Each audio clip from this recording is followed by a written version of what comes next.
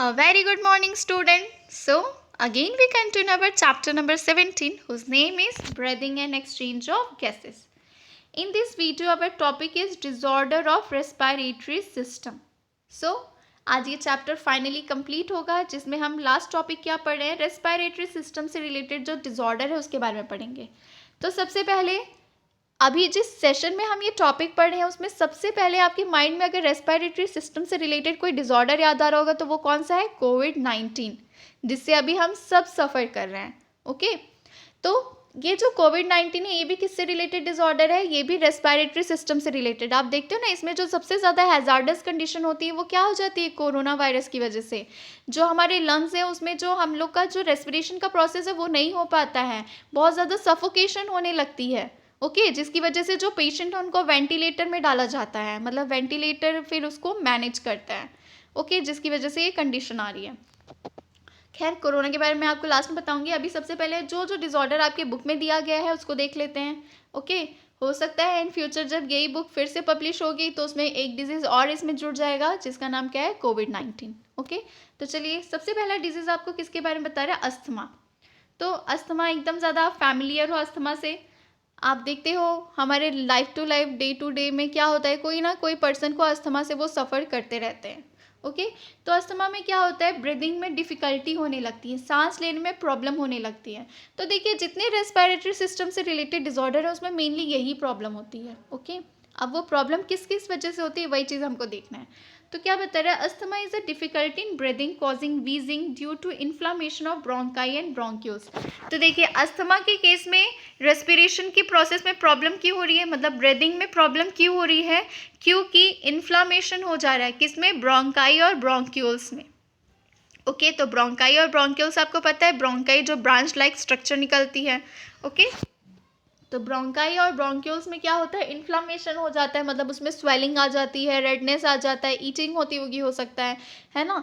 तो उसकी वजह से क्या होता है, ब्रीदिंग की प्रोसेस में प्रॉब्लम होता है. ब्रीदिंग की प्रोसेस में एक्चुअल में होता है क्या, इंस्पिरेशन और एक्सपिरेशन ही होता है.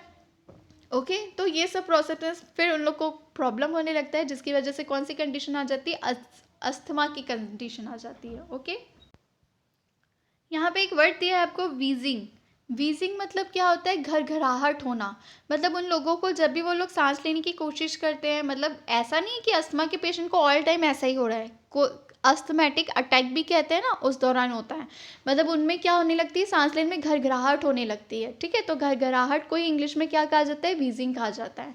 तो ऐसा क्यों हो रहा है, क्योंकि जो ब्रोंकाई है और ब्रोंक्यूल्स है उसमें क्या हो गया है, इन्फ्लामेशन हो गया है. तो देखिए यहाँ पे एक स्ट्रक्चर है, इसमें आपको दिखा रहा है. तो देखिए यहाँ पे दिखा रहा है, ये नॉर्मल वाला स्ट्रक्चर है. ठीक है, तो इसमें जो नॉर्मल लंग है उसमें दिखा रहा है कि यहाँ पे देखो आप मसल्स जो हैं आपको रिलैक्स्ड फॉर्म में दिख रहे हैं, और जो लाइनिंग है वो भी क्या है, नॉर्मली हमको दिखाई दे रही है. और म्यूकस का अमाउंट भी क्या है, नॉर्मल है, क्योंकि म्यूकस तो ज़रूरी है ना, क्योंकि म्यूकस एक तरह से किसका काम करता है, इम्यूनिटी प्रोवाइड करने का भी काम करता है. ओके, तो अब यहाँ पे देखो, जहाँ पे लंग्स मतलब जो अफेक्टेड पोर्शन है वहाँ पे क्या हुआ है, आपको मसल्स दिखाई दे रहे होंगे किस तरह से टाइट फॉर्म में है. यहाँ पे मसल्स एकदम रिलैक्स्ड फॉर्म में आपको दिख रहे थे, यहाँ पे देखिए मसल्स कैसे टाइट फॉर्म में है. उसके अलावा यहाँ पे म्यूकस का अमाउंट भी कितना ज़्यादा दिख रहा है, जिसकी वजह से जो लाइनिंग है वो बहुत ज़्यादा स्वेल्ड दिख रही है, फुली हुई दिख रही हैं. ओके, तो इस तरीके का कंडीशन आ जाता है किस प्रोसेस में, अस्थमा डिसऑर्डर के केस में. तो आप इस चीज़ को याद रखिएगा कि अस्थमा में क्या होता है. देखिए इन सब चीज़ों से बहुत ज़्यादा क्वेश्चन नहीं आते हैं, बट आप नीट वगैरह जब क्वालिफाई करोगे तो मेनली ये सबसे क्वेश्चंस आएंगे. तो आपको याद रखना है कि अस्थमा के केस में क्या होता है, ब्रीदिंग की प्रोसेस में प्रॉब्लम आ जाती है. और ये ब्रीदिंग की प्रोसेस में प्रॉब्लम क्यों आती है, क्योंकि हमारा जो ब्रोंकाई और ब्रोंक्यूल्स है वो क्या हो जाता है, उसमें इन्फ्लामेशन हो जाता है, मतलब म्यूकस का कंसंट्रेशन ज़्यादा हो जाता है, मसल्स जो है वो बहुत ज़्यादा टाइट फॉर्म में हो जाती है, टाइटन्स हो जाती हैं. ओके, और लाइनिंग जो है वो स्वेल्ड हो जाते हैं. ओके, उसकी वजह से वीजिंग होने लगता है. Now next disease is emphysema. Emphysema में क्या हो रहा है, emphysema is a chronic disorder in which alveolar walls are damaged due to which respiratory surface is decreased. One of major causes of this is cigarette smoking. तो देखिए यहाँ पे reason भी बता रहा है कि किस रीजन से ऐसा होता है. तो देखिए क्या बता रहा है, इम्फाइजीमा एक क्रोनिक डिसऑर्डर है. तो जब भी वर्ड आ जाता है क्रोनिक, मतलब आपको डर जाना है. क्रोनिक यानी जो कि बहुत ही ज़्यादा लंबे समय तक चलने वाला है. जैसे कहते हैं ना इसको क्रोनिक कोल्ड है, तो क्रोनिक कोल्ड कहने का मतलब क्या है कि उसको ऐसी सर्दी है जो बहुत ज़्यादा लंबे समय तक रहती है, मतलब जो मेनली साइनस से सफ़र करते हैं, साइनसिटिस की जिसको प्रॉब्लम होती है उनको क्रोनिक कोल्ड होता है। उसी तरह से यहाँ इम्फाइजीमा के बारे में बता रहे हैं कि इम्फाइजीमा जो है वो भी एक क्रोनिक डिसऑर्डर है जो कि बहुत लंबे समय तक चलने वाला है। ओके, तो ये कहाँ पे होता है? Chronic disorder in which alveolar walls are damaged. अब देखो एम्फाइजीमा कौन से पोर्शन में हो रहा है? एल्वियोली का वॉल जो है वो डैमेज हो रहा है इम्फाइजीमा के केस में। अस्थमा के केस में हम क्या देख रहे थे? ब्रोंकाई और ब्रोंक्यूल्स जो है उसमें इन्फ्लामेशन हो जा रहा था, और इम्फाइजीमा के केस में क्या हो रहा है? जो एल्वियोली का वॉल है, जो balloon like sac like structure होता है जहाँ गैसेस का एक्सचेंज होता है, वो वॉल जो है वो क्या हो जा रही है? उसमें डैमेज हो जा रहा है। Okay, one of the major cause is cigarette smoking, और इसका एक मेन रीज़न क्या है? आप देखते हो आजकल के यंगस्टर्स जो हैं वो बहुत ज़्यादा सिगरेट के लिए एडिक्ट हो चुके हैं, स्मोकिंग करते हैं, तो ये उसका मेन रीज़न है कि जिन लोग सिगरेट स्मोक कर रहे हैं, स्मोकिंग का जिनको एडिक्शन है, तो उनमें ये प्रॉब्लम होगी। ओके, तो देखिए यहाँ पे मैं आपको स्ट्रक्चर दिखा दूँ किस तरह से डैमेज हो रहा है इम्फाइजीमा के केस में। तो यहाँ पे आपको नॉर्मल लंग्स का एल्वियोली दिखा रहा है।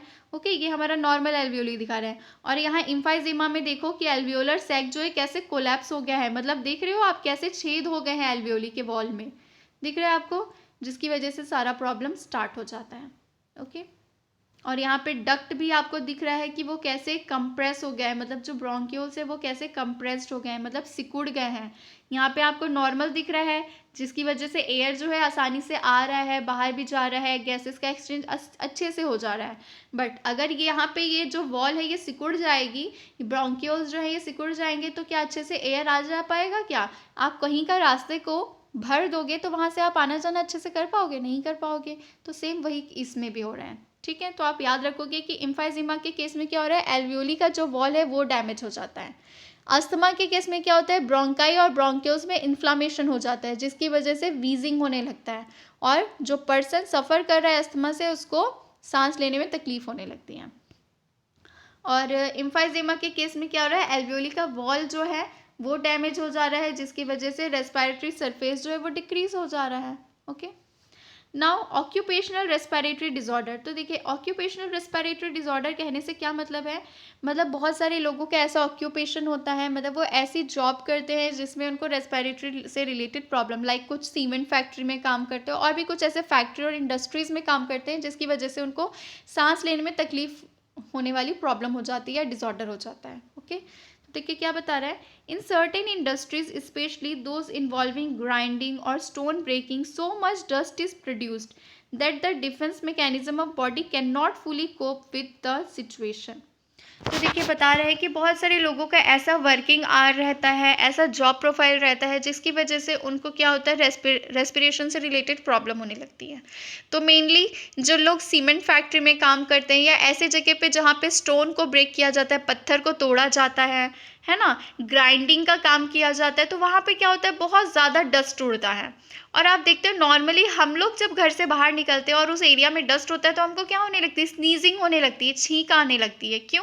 ताकि हम जब छींकते हैं तो क्या होता है? जो भी डस्ट हमारे अंदर गया है वो निकल जाता है बाहर, क्योंकि झटके से छींक आती है जिसकी वजह से जो भी अंदर गया है वो बाहर निकलता है। ओके, लेकिन अब हमारा इम्यून सिस्टम का भी तो एक लिमिट है काम करने का, है ना। अब जो पर्सन डेली डस्ट में जा रहा है तो इम्यून सिस्टम कितना ही उसको बचा पाएगा। तो सेम वही बता रहे हैं यहाँ पे कि जिसका ऑक्यूपेशन ही वैसा है तो उसको ये रेस्पिरेशन से रिलेटेड प्रॉब्लम हो जाती है। Then long exposure can give rise to inflammation leading to fibrosis, proliferation of fibrous tissue and thus causing serious lung damage. Worker in such industries should wear protective mask. तो देखिए यहाँ पे बता रहे हैं कि ऐसे वर्कर्स जो इस तरीके के इंडस्ट्रीज़ में काम करते हैं उनको एक प्रोटेक्टिव मास्क दिया जाता है जिसकी वजह से उनको ये प्रॉब्लम ना हो। ओके, उनमें हो क्या जाता है? फाइब्रोसिस की कंडीशन आ जाती है। जो फाइब्रस टिश्यू है उसका क्या होने लगता है? प्रोलिफ्रेशन होने लगता है जिसकी वजह से लंग पूरा डैमेज होने लगता है। तो ये था किसके बारे में? ऑक्यूपेशनल रेस्पिरेटरी डिसऑर्डर के बारे में। अब इसमें आप एक और डिसऑर्डर पढ़ सकते हो, वो डिसऑर्डर क्या है? कोविड-19। ये कोविड-19 जो है वो एक वायरस की वजह से हो रहा है। उस वायरस का नाम क्या है? कोरोना वायरस, जिससे आप बहुत ज़्यादा अच्छे से फैमिलियर हो। ओके तो ये जो कोरोना वायरस है ये भी क्या करता है, हमारे लंग को डैमेज करता है, मतलब मेनली हमारे लंग को नहीं, ये हमारे एल्वियोली के वॉल वगैरह सब चीज़ों को क्या करता है, अफेक्ट कर देता है, जिसकी वजह से सांस लेने में तकलीफ होने लगती है। उसके अलावा इसका प्रिकॉशन आप क्या ले सकते हैं, ये सब चीज़ें आपको पता है, social distancing, wearing mask and sanitiser, ये सब चीज़ों को आप यूज़ करोगे तो आप क्या करोगे, कोविड-19 से बच पाओगे। अभी जब तक वैक्सीन नहीं आया तब तक तो आपको ये सब चीज़ें करनी ही होंगी। ओके तो खैर कोविड-19 जो है वो मेनली किसकी वजह से हो रहा था, कोविड-19 हो रहा था हमको एक वायरस की वजह से, मतलब ये एक माइक्रो ऑर्गेनिजम्स की वजह से है।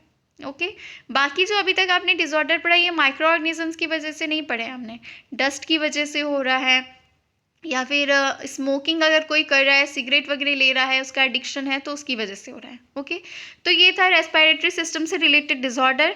फाइनली ये जो चैप्टर है breathing and exchange of gases ये कंप्लीट हुआ।